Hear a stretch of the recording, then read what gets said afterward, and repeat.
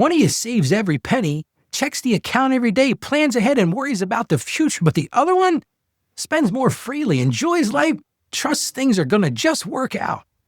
And somehow, who knows why you ended up together.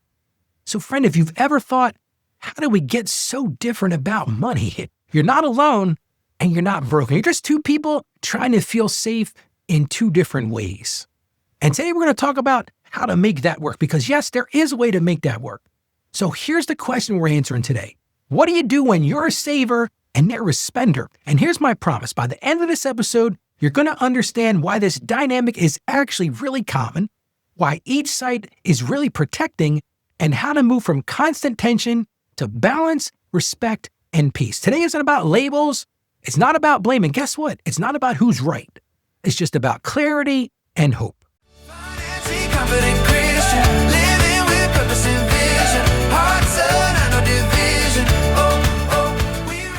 See, here's the question I hear all the time. Ralph, I'm the saver, they're the spender. How are we supposed to make this work? But friend, behind that question is usually a lot of frustration, isn't it? And a lot of fear. Because money doesn't feel like math when you're living in it. It feels like security. So if you're the saver, you might feel anxious every time money leaves the account. Like, oh man, we are spending money like crazy. And you're not trying to be controlling, you're just trying to feel safe. But maybe you're the spender. And you might feel criticized for wanting to enjoy life. Why is every time I spend something, they give me a hard time? I'm not trying to be reckless. I'm just trying to feel free, Ralph. And if you're both honest, both of you probably feel misunderstood. See, that doesn't mean that your relationship is doomed. It just means you're different. And differences need wisdom, not judgment. Here's something important to remember. Saver-spender dynamics is incredibly common. And neither role is right or wrong. So those are the two things we need to understand. It's common, and guess what? Neither of you is right, and neither of you is wrong. Problems don't come from the differences, they come from an imbalance. See, when saving becomes fear-driven, it turns into tight fists. And when spending becomes avoidance, it turns into denial. But when both are healthy, savings looks like stability, and spending looks like joy. Don't you want that? And friend, you actually need both of those things. And I've worked with many couples just like this, just like you are today. Couples who thought if they would just make more like me, everything would be fine. But here's the thing you're going to understand. Peace didn't come from trying to change each other. Peace came from understanding each other and building a simple system that honored both people, a system that worked for both of you. I never forget, I once talked with a couple who said, we argue about money constantly. They sure did. Let me tell you right now, I got to know them pretty well. And here's what the saver said. Ralph, I'm just trying to protect us. He doesn't get it. I'm just trying to protect us. And then the spender said, I just want to enjoy life, Ralph. I just want to enjoy life. I don't know how long I'm going to live. And friend, let me tell you right now, neither of those was wrong. They were just talking past each other. They weren't fighting about dollars. They were fighting about needs. They were fighting about safety. And at the bottom of it, they were fighting about freedom. And once we named that, I put on my counselor hat. The tension softened. And they stopped trying to win. And they started trying to balance this. So here's today's central question. How can your differences become a strength instead of a source of conflict? Because that's really the answer. Because when you learn to do this well, let me tell you right now, your relationship gets steadier. It's never going to be perfect, but it gets steadier. So let's walk through this together. I'm going to give you a simple 3-part approach. It's what I call honor, align, and build. Starts with honor. Honor is what each person brings. Let's name the strengths. Here's what savers often bring. Savers are definitely people who plan generally. They're disciplined, they believe in security, and they've got great long-term thinking. Now, spenders bring along these things: generosity, enjoy, and flexibility, and hey, ability to live in the moment. And friend, a healthy home needs a balance of both of those things. But here's the danger. When you only honor your own style, when you only live in your reality, your spouse starts feeling like they're the enemy. And when you honor the other person's strength, you stop trying to fix them and you start learning how to partner with them. That's the key. So try this simple sentence. I can see how that matters to you, Write this down because it's so important to know this. I can see how this matters to you. That sentence is powerful because it creates safety. We got to start with safety. Second thing is align. You got to align on shared priorities. This is where many couples get stuck, to be honest with you. They argue about spending, but they've never agreed on what matters the most in the first place. So here's the calm question. It kind of goes back to what we talked about yesterday. What are we trying to build together? What are we trying to work on together? What's our why? Is it living a debt-free life? Is it a more peaceful month? Is it building that savings cushion? Are you trying to have a home, a future with less stress? See, friend, when you share a goal, you stop fighting each other and you start fighting together for the future. See, unity isn't agreeing on every purchase. That's never going to happen. But unity is choosing the same direction, which leads me to this.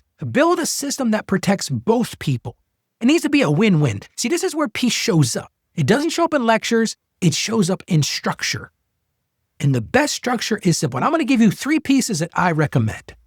A bills and basics plan, a savings plan, and a fund money that's agreed upon plan. Just 3 things. Bills and basics, savings, and fund money. Now, because fun and money isn't childish. A lot of people say, oh, that's just childish. No, that's relief. For the spender, that's what fuels their tank.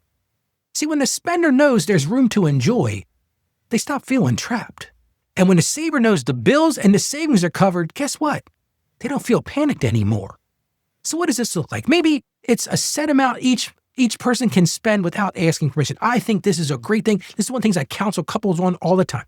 Each person should take a certain amount that they can spend without asking permission. Look at your budget and carve that out. And then you have a weekly check-in that's calm and short. Here's what's going on. Here's what our margin is. Here's the bills we got to pay.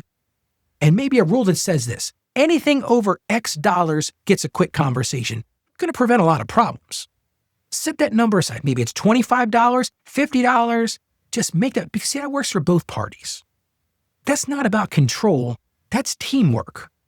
And here's the most important part. The goal is not to make the spender a saver. A lot of people say, well, I've got to convince my husband that he needs to be a saver. And the spender thinks, I've got to convince my wife that she needs to be a spender. That's not what we're talking about. And it's not to make the saver loosen up. The goal is to build a plan that protects peace for both of you. Because we go back to this. You love each other deeply, but you still need structure.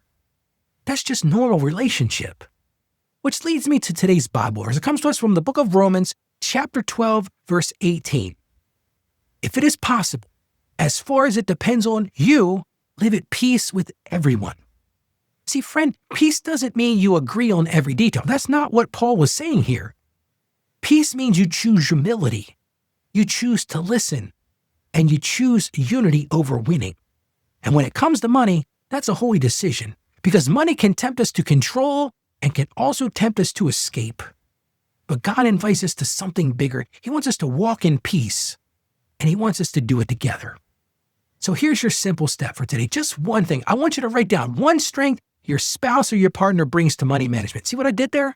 I turned it around. I want you to write down one strength that your spouse or partner brings to money management. Even if you're frustrated right now, even if it's hard, you're like, Rob, they don't have any strengths. I guarantee they've got one. Just name it, acknowledge it, and then say one sentence to them this week. Now this, you might have to bite your tongue. It might be hard to say this. I appreciate that you, whatever that strength is, I appreciate that you. See, friend, gratitude softens tension, and that respect will open doors of communication. Lord, thank you for creating us uniquely. Thank you that different personalities can become a gift, not a problem. Help us to honor each other's strengths, Lord. Give us humility. Give us patience. And Lord, give us peace. Teach us to build unity with kindness and honesty and bring healing where money has caused tension. And we ask this in Jesus' name. Amen. Friend, you don't have to guess your way through this anymore. If you want guidance that feels steady and grounded and anchored in God's truth, I've got the solution. And it's in a book that I just released. It's called How to Become a Financially Confident Christian. It was a passion project of mine. It's for people who've tried everything and still feel overwhelmed. It's where hope meets action. And I want to encourage you to check it out today. Go to financiallyconfidentchristian.com/becoming. That's financiallyconfidentchristian.com/becoming and get a copy of my book today. Friend, your differences don't have to divide you anymore. With respect, with communication, and with some shared boundaries, they can actually balance you. And you don't need to fix your spouse. You don't need to become someone else. You just need a plan that honors both of you and honors both of your hearts. And tomorrow we're going to build on this. We're going to talk about money talks, how you can have a healthy financial conversation with your partner, because that's really what we're talking about. It's how to develop that communication. So if this episode has helped you, I want you to share it with somebody else who's married to the opposite person. There's a lot of people out here like, I recognize this person. I'm going to share this episode with them. Because this show is never about financial shame. It's about walking in wisdom, staying steady, and becoming a financially confident Christian. God bless you, friend, and don't forget to join me again tomorrow on the show. Financially confident Christian.